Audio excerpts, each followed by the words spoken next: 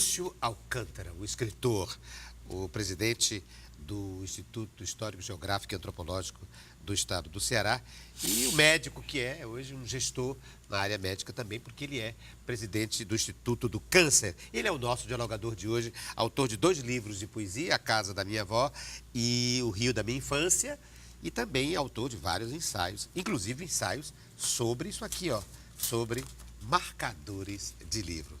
Nós estávamos falando no segmento anterior sobre o que mesmo? Sobre política, exatamente.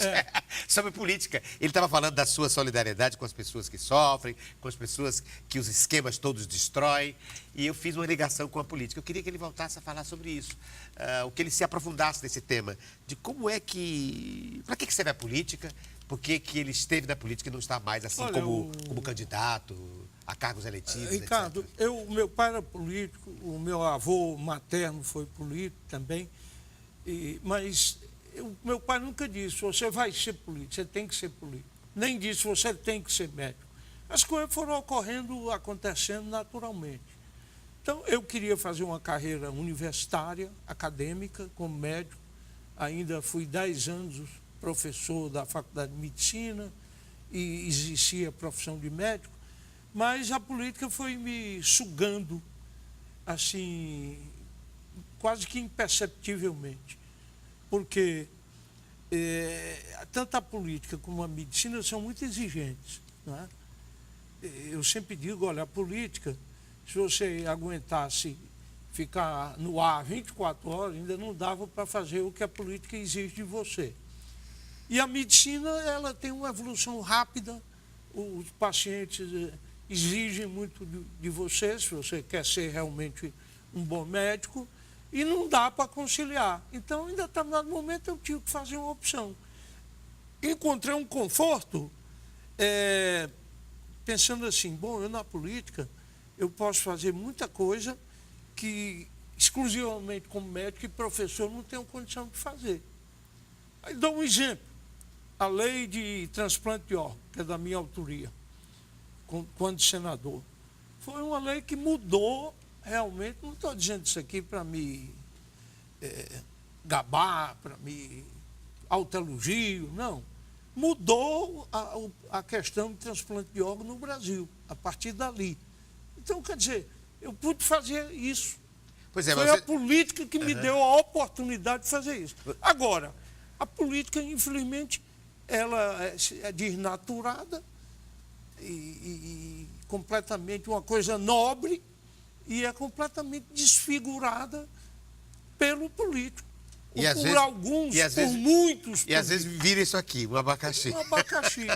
Hein? Um abacaxi para descascar. Não é nem a política em si, são os meandros. Não, eu digo, olha, humanos ali. Você não tem que se queixar. Eu dizia sempre, tem coisas que eu, vamos dizer, eu não estou mais na política ativa, partidária e tal, tem coisas que eu fazia porque era político. E tem coisas que eu deixava de fazer porque era político. Eu não podia me queixar disso, eu fui ser político porque quis. Então, não podia me queixar disso.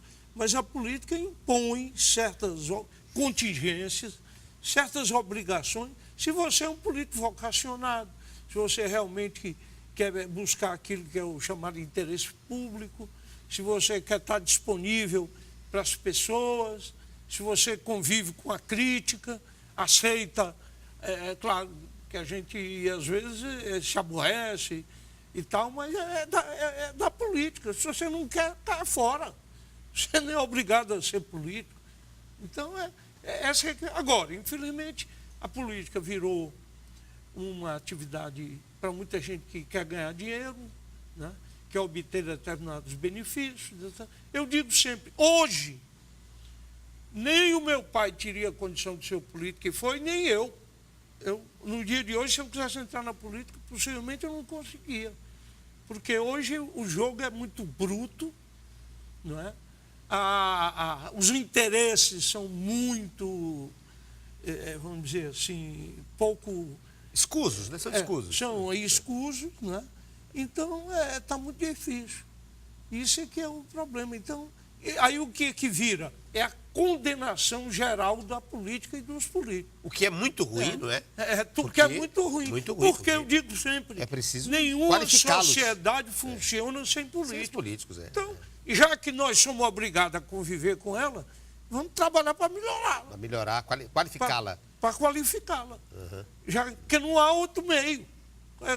A ditadura é melhor do que a política. Não. Então, É preciso. agora, é conscientizar, é trabalhar, é procurar melhorar, exigir do político, acompanhar, cobrar.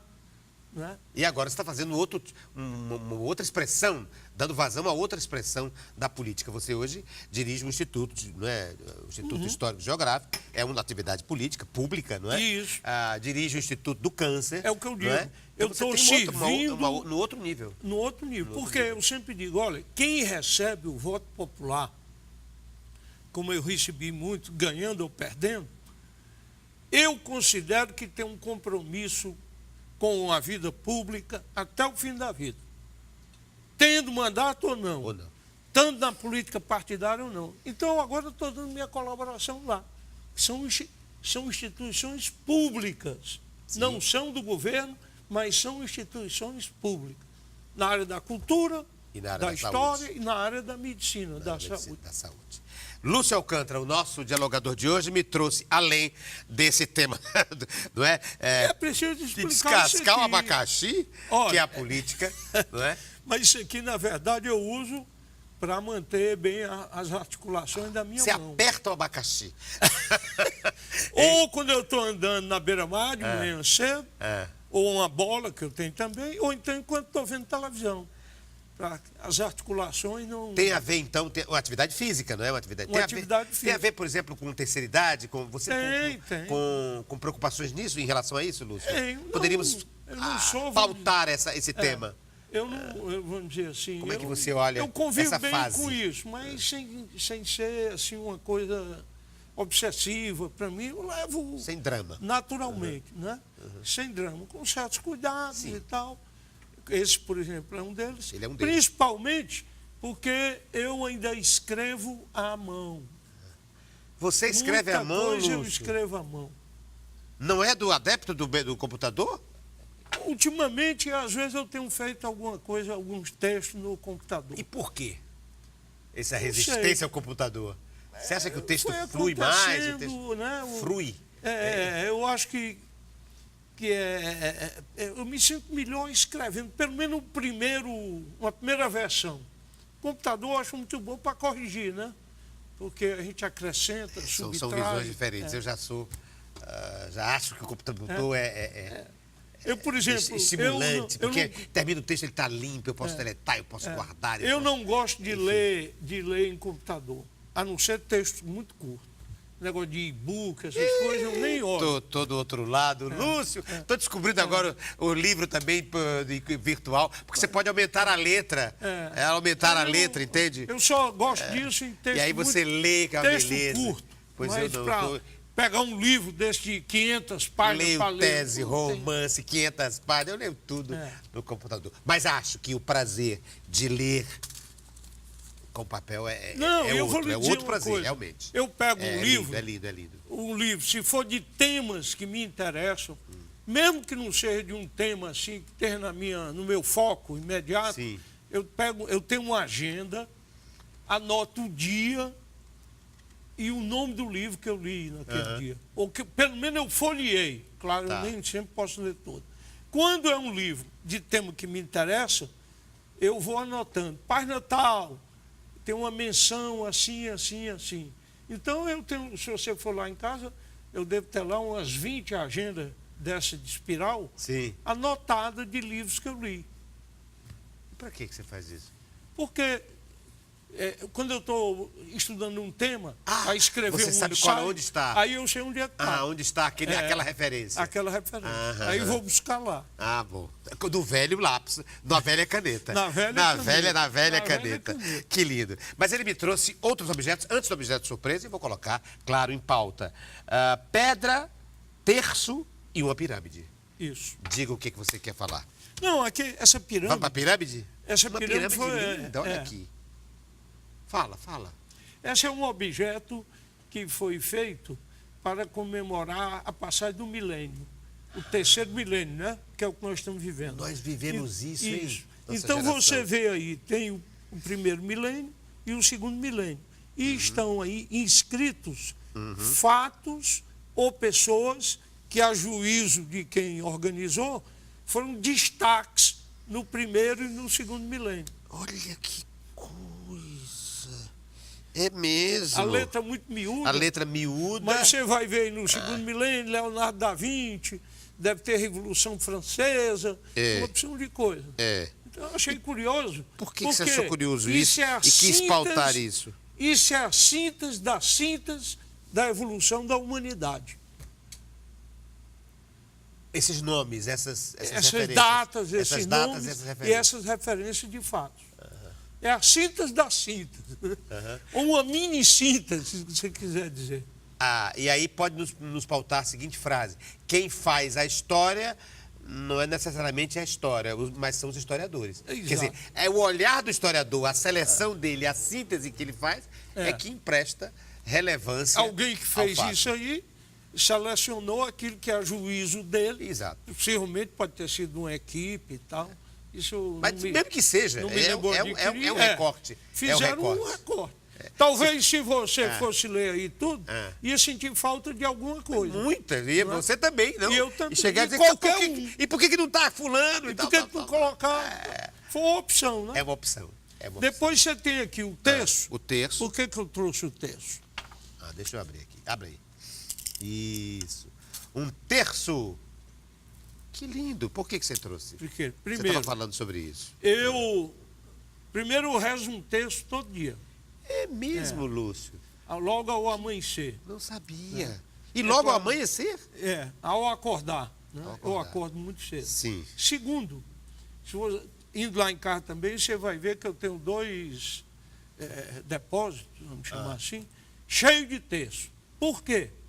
Quando eu tinha uma atividade política muito grande, mandato e campanhas, as pessoas costumavam me dar um texto. Oravam por mim, rezavam por mim, pediam por mim. Os católicos, e me davam um texto. E eu guardava. Então, isso, sei lá, deve ter uns 100 textos lá em casa guardados, que foram recolhidos nessas campanhas, nas minhas visitas ao interior, ou em Fortaleza, enfim. Aí eu guardei. Digo, mas que ideia você colocaria aqui em pauta para a gente discutir a partir dos textos? A sua religiosidade, a necessidade de religiosidade, o exemplo de Cristo. De que você gostaria de falar? Eu acho que a religião é fundamental para manter um certo equilíbrio social. Eu acho que a pessoa tendo fé, tendo certas regras éticas, né? Que a religião acarreta, você começa a se pautar por uma certa conduta. Eu, por exemplo, não faço parte de nenhum grupo religioso dentro da Igreja Católica, não tenho nada contra, e também não vejo com bons olhos nada de fanatismo, nada disso. Né? Mas a fé, a religião colabora muito para lhe dar uma certa sustentação psicológica, etc. Mas alguma coisa que extrapola dessa coisa puramente material. Sim, Bom, sim. Essa é a minha visão. Sim. O meu encontro se dá nesse nível, nesse patamar. Mas eu estava dizendo aqui, que você compreende também que é possível ter esse tipo de aspecto de ético e moral, mesmo sem religião. Claro. Não é? A religião é uma das possibilidades dessas Porque a religião termina lhe dando certos parâmetros de comportamento, claro. É sempre passível. Eu acho que hoje há uma visão muito negativa, muito crítica, por exemplo, em relação à igreja. Né? A história da igreja. Porque teve a Inquisição, a igreja teve um tempo que abençoou a escravatura, apoiou o genocídio dos judeus, índios e tal, fechou os olhos a muita coisa. Sim, é verdade. Pactuou. Mas se você olhar o que a igreja fez pela educação, pelas artes, pelas artes que a igreja fez aí, pela pintura moderna, pela arquitetura. Pela história também. Pela história, por muita coisa. Então, eu sou, e aí vou até sair um pouquinho do tema, eu não vejo com bons olhos esse politicamente correto que olha para trás sem fazer uma espécie de adornamento. Quer dizer, você tem que estudar a coisa no momento em que aquilo aconteceu. Com a mentalidade daquela época. Agora fica dizendo que o Monteiro Lobato era racista, que é isso. Não sei se você tem visto. Tenho acompanhado. Eu acho isso um absurdo, sinceramente. Você pegar os seus valores de uma época e querer enquadrar o passado. Querer enquadrar. Né? Acho que um pouco, vou até me aventurar aqui, é uma coisa meio ousada, um pouco desse clima político que nós vivemos no Brasil, que deu margem à vitória do presidente Bolsonaro, foi uma espécie de saturação, de levar o politicamente correto a um excesso, a um exagero, feito muito pela academia, pela inteligência e pela mídia, que não estava de acordo com o pensamento médio da sociedade. Porque esse pensamento médio, ao que parece, sobretudo a partir do resultado das eleições, mesmo com todas as manipulações, é o contrário disso. Porque ele se elegeu a partir do politicamente incorreto. Exatamente. Ele se elegeu na apologia do incorreto. Eu acho que o politicamente correto... No racismo, misoginia, homofobia, etc. O politicamente correto é um comportamento, um conceito louvável, porque ele resgata minorias. Claro. Ele tem um sentido humano, direitos humanos, de solidariedade, de pluralismo. etc. Agora, você não pode levar isso a um exagero, a um excesso, que às vezes fica até ridículo. Nós temos que compreender o Monteiro Lobato nas suas circunstâncias. O que nós temos que fazer é agora fazer numa literatura com outro que não tenha isso. Que não resvale para preconceito. Eu sou eu e as minhas circunstâncias. Sim, Então, é isso aí. Agora, é conviver com... que é muito difícil. Eu estou convencido que essa coisa de democracia, de ser democrata, não tem muito a ver com o nível de instrução, com o preparo intelectual. É uma coisa meio íntima, é uma coisa da pessoa, do temperamento, da formação. Porque você, às vezes, vê gente, um acadêmico, uma pessoa importante, né, intelectualmente bem formado, não consegue conviver com a contradição, com o pensamento oposto ao seu. Né? Bom, aqui era coisa para a gente conversar muito tempo, e é um terreno muito... Você está falando aí, então, da disparidade entre instrução e educação, civilidade, né? O democrata é aquele que discorda, mas aceita a opinião do outro. O que eu vou fazer? Vou obrigar você a pensar igual a mim? Tenha paciência. Né? Lúcio Alcântara, antes do objeto surpresa, você me trouxe um último, que é uma pedra. Essa pedra é muito interessante, porque é um dos exemplares pintado pela minha mulher, Maria Beatriz. Ela pinta as pedras. Esse aí não é só escritora, então? É pintora? E principalmente ela colhe seixos no Rio, né? Quando a gente vai, por exemplo, para o sítio em Guaramiranga, que a gente atravessa o sertão, ali de Campos Belos, aí costuma colher algumas pedras. E por que ela você pinta. Trouxe? Para lembrar essa arte dela? Lembrar isso, que é uma coisa coisa interessante. Quero até imbricar a sua vida, claro, não é? São quantos anos de casado?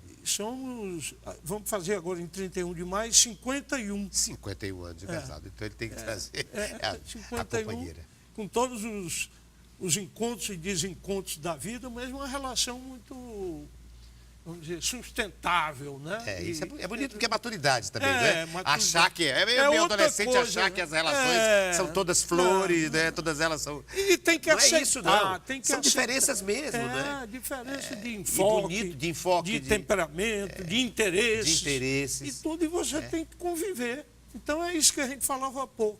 Esse é o maior teste, que é a convivência íntima. De dois Então, sexos completamente diferentes, pessoas mas que se atraem.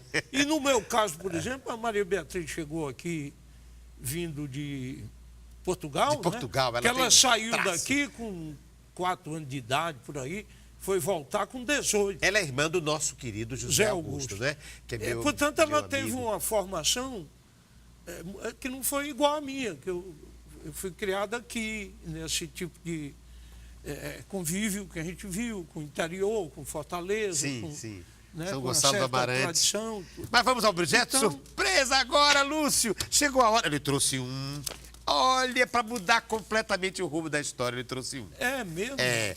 Olha. E eu vou. Me deu o seu, me deu o seu. Me deu o que você O trouxe. meu está aqui. Será que eu devo abrir o Você seu? vai ver porque que eu trouxe esse aqui. É você. Fale primeiro do meu, vamos ver. Olha o que eu trouxe aí pra você, veja aí. Eu vou abrir o seu depois. Pela primeira vez, eu vou deixar que ele abra o meu. Opa, rapaz, eu estou aqui. Deixa eu ver se tem a tampa. Tem não. Você, você só não acertou na marca. É. Mas eu tomo alguns remédios, porque eu sou diabético, tenho aí uma... Por que eu trouxe? Porque ele é médico. E eu digo, ele vai falar de literatura, ele vai falar de política, mas bem capaz de eu falar de medicina. E eu queria que você falasse dessa nossa dependência dos remédios, da indústria farmacêutica, do médico que você deixou de ser. O problema do por médico é o enfim, seguinte, eu vou até usar aqui então, os remédios. a medicina evoluiu muito. Eu lhe trouxe remédio. A tecnologia médica para diagnosticar. Antigamente, Ricardo, o diagnóstico médico era feito com os sentidos. Ouvir, cheirar, paladar, o tato e a vista. A medicina era feita com esses 5 sentidos. Hoje é a tecnologia, máquinas, medicamentos que se sucedem. Às vezes aumentou muito vamos dizer assim, a vida média, né? Do As brasileiro. pessoas estão vivendo Sim. muito mais. Agora, isso não elimina, toda essa tecnologia não elimina a necessidade da empatia com o paciente. Olhar para o paciente, Olhar pelo para ele, menos. conversar. Olhar, ouvi-lo. E não é logo pedindo exame. Então, a tecnologia pode, e às vezes faz, desumaniza a medicina. Né? Então, esse é um risco, é uma coisa que nós estamos correndo. Muita gente vai ao médico, não tem nada grave. Às vezes é um solitário, é uma pessoa que está com depressão, está com um problema, é alguém que tem um hipocondríaco, ou tem uma coisa banal, não é? E o médico, às vezes, receoso, até de processo, começa a pedir exames e mais exames. Há quanto tempo você não exerce mais a medicina? Eu exerci mesmo até com 10 anos, eu me formei em 66, eu fui até 78. Ainda era Como prefeito, ainda no primeiro sim, ano. você foi prefeito, é verdade. Prefeito, senador e governador. E até 80, eu ainda dei aula, etc. Mas depois eu vi que era impossível.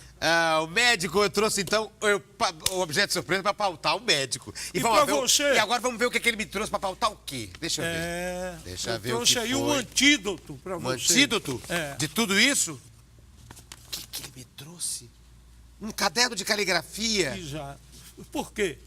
Quando eu estou tenso, agora nem tanto, mas no governo, em outras funções, em campanha política, eu distensiono fazendo a caligrafia.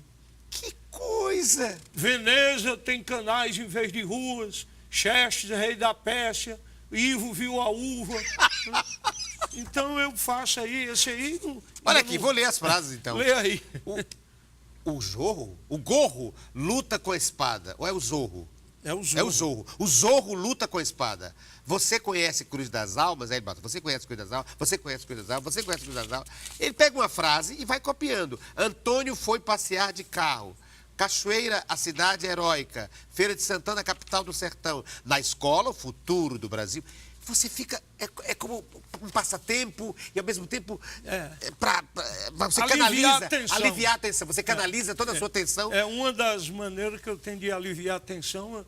Esse caderno de caligrafia estão em cima da minha mesa. Tem 2 já.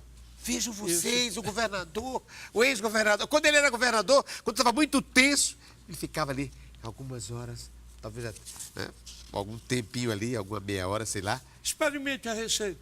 Não sei. Você tem tensão ainda? Tem. Tensão, pressões, demandas. E demanda, todos está mundo tem, tenso, né? preocupado. Aí fica ali, a não pensar em nada. É uma forma de não pensar em nada, não é? De fazer uma espécie de faxina mental. Porque, veja bem, você não está pensando em nada, eu você tenho está que reproduzir as formas da letra. Né? Não é só copiar a frase. Eu tenho que repetir da maneira que a letra está na frase de cima. Assim, não pode ser qualquer letra. Não pode ser de um jeito que você quiser, livremente. Não. Você tem que repetir a letra que Isso. está aqui. Olha aí, presta atenção. É verdade. Eu tento repetir. O S aqui está igual o S de todas as as... aí. Para relaxar. Para relaxar. Como se fosse assim uma meditação, menos do que isso. Mas, enfim, uma faxina. Um não pensar em nada. Porque, às vezes, a gente tem... Eu também, às vezes, me ressento disso. Capacidade de fazer uma meditação, isso exige um certo treino, né? E tal, então eu, não podendo fazer, eu aí vou para a caligrafia, que aí eu vou aí, fico absorvido aí, tentando reproduzir essa letra. Realmente surpreendente. Eu vejo, e nós estamos encerrando o programa, por exemplo, com muita tristeza, nos Estados Unidos, alguns estados já estão abolindo a letra cursiva. Já pensou? Quer dizer, isso não vai nem haver mais. É só essa do computador. É o mundo, né? Muda assim com essas coisas. Não tem mais caligrafia, as pessoas... Então eu estou aí... Você deve ter feito caligrafia. Fiz. E vejam, geralmente assim, isso aqui é letra de médico, a letra que você não consegue entender e decifrar. E, no entanto, é um médico que faz caligrafia. Então eu imagino que quando ele era médico, ele passava as receitas e a gente conseguia ler e entender o que é que o diagnóstico e o prognóstico do doutor Lúcio Alcântara, você sabe que em o nosso Portugal, dialogador de hoje. Que você está me dizendo que gosta muito de lá... Eu, às vezes, quando estou lá, vou ao SUS de lá, que chama Serviço Nacional de Saúde. O médico não pode mais passar receita com manual. Sei. É tudo no computador. Que é para não haver esse problema de não saber ler o remédio. Mas nós somos do tempo em que o médico... E é tão bom, né? A gente saber que ele está ali... Mas era ilegível, olhando para a gente. Às vezes. Mas menos do doutor Lúcio Alcântara. O doutor Lúcio Alcântara tem a letra boa e a gente consegue entender qual é a receita dele. Obrigado, Lúcio, pela sua presença. Tá e bom, você tem toda a razão. Agradeço, né? E você tem toda a razão. É um antídoto mesmo a tantos remédios você me trouxe. Veja, o objeto de surpresa que eu trouxe para ele foi remédio e ele me trouxe um outro tipo de remédio, muito menos nocivo, sem efeito colateral. Ao invés de tomar os comprimidos para ficar mais calmo ou para combater essa ou aquela tensão, faz caligrafia, pensa em nada, faz faxina mental, né? Ou então, outra coisa linda como antídoto, a poesia. Muito obrigado, então, a presença de Lúcio Alcântara. Na próxima semana, a gente volta com mais poesia.